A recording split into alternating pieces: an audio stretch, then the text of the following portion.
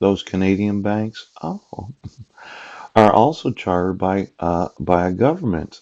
The oldest chartered bank in Canada is the Bank of Montreal, which was founded in 1817 and chartered in 1822.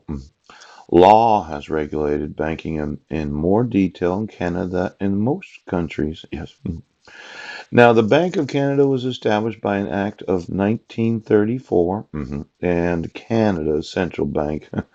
It regulates the total volume of money and credit. Now, there's a new idea. It's known as credit. Now, for all of the banking partners throughout the world that thought, my gosh, yes, we're really in for it today.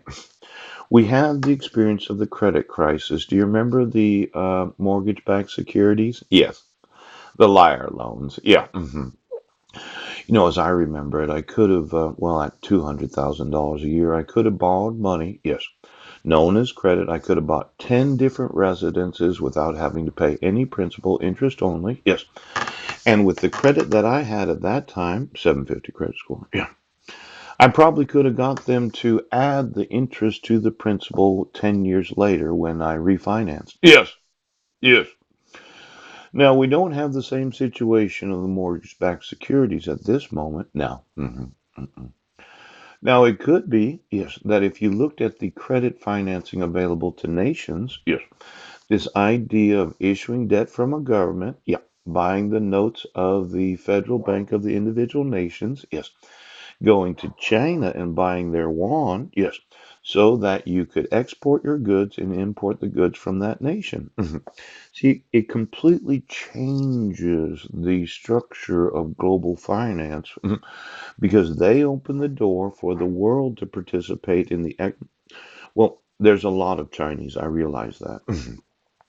But I don't think it hurt their manufacturing at all. What was hurting it was the sterilization of their currency. Yes. Now, let's say you're in Canada.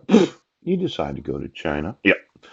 You happen to know that you're going to want to import X amount of products from China because of the most favored trading partner status, everything. And you say, well, let me buy my yuan today. Yes. And pay for my goods tomorrow.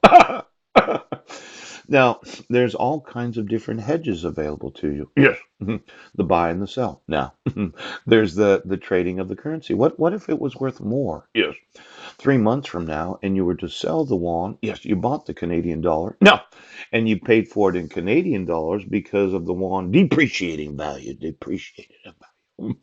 See, when traders really start to think about all the different ways to trade with foreign nations, it is so good that you stop the manipulation.